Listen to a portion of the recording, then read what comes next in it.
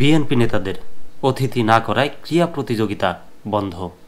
সাধারণত উদ্বোধনী অনুষ্ঠানে বিরোধী দলীয় নেতাদেরকে দাওয়াত দেওয়া হয় বা উদ্বোধন করানো হয় বড় বড় প্রতিষ্ঠান, কিন্তু সচরাচর যে অনুষ্ঠানগুলো হয় সে অনুষ্ঠানে প্রধান অতিথি বা অতিথিদের চেয়ারে কিন্তু দলীয় নেতাকর্মীরাই বসেন।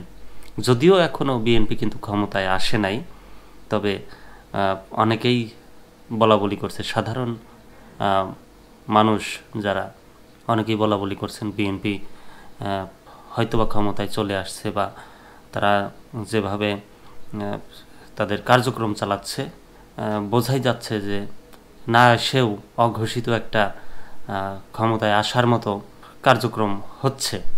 তো তেমনই একটা খবর, বিএনপি নেতাদের অতিথি না করায় ক্রীড়া প্রতিযোগিতা বন্ধ।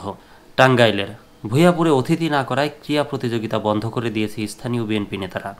এতে ক্ষোভ প্রকাশ করেছে খেলাধুলায় অংশ নিতে আসা শিক্ষক ও শিশু শিক্ষার্থীরা। এ নিয়ে আলোচনা সমালোচনা সৃষ্টি হয়েছে। অবশ্যই সৃষ্টি হওয়ারই কথা।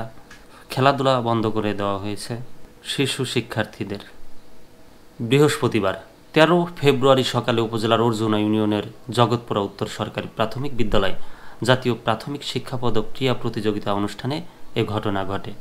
স্থানীয়রা জানায়, অর্জুনা ইউনিয়নের পর্যায়ের 23টি বিদ্যালয়ের ক্রীড়া প্রতিযোগিতা অনুষ্ঠানের আয়োজন করা হয় জগৎপুরা উত্তর সরকারি প্রাথমিক বিদ্যালয় ভেন্যুতে। উদ্বোধনকালে অর্জুনা ইউনিয়ন বিএনপির সভাপতি নিয়ামত আলী খানের নেতৃত্বে স্থানীয় কিছু বিএনপির নেতাকর্মী ক্রীড়া প্রতিযোগিতা বন্ধ করে দেয়।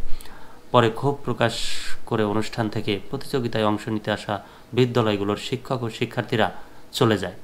অর্জুনা ইউনিয়ন বিএনপির সভাপতি নিয়ামত আলী খানকে মুঠোফোন কল করলে হাকিম ডাক্তার নামে তার এক সহকর্মী জানান, সাবেক মন্ত্রী ও স্থানীয় বিএনপি নেতাকর্মীদের নাম ক্রীড়া প্রতিযোগিতার কার্ডে না থাকায় ও না জানিয়ে ক্রীড়া প্রতিযোগিতার আয়োজন করায় বন্ধ করে দেন।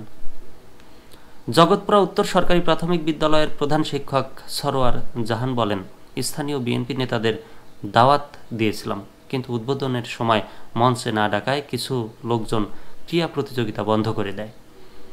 উপজেলা প্রাথমিক শিক্ষা অফিসার ভারপ্রাপ্ত মোহাম্মদ মাহবুবুর রহমান চৌধুরী বলেন, ঘটনাটি শুনেছি, বিস্তারিত জেনে ইউএনও মহোদয়কে অবগত করা হবে।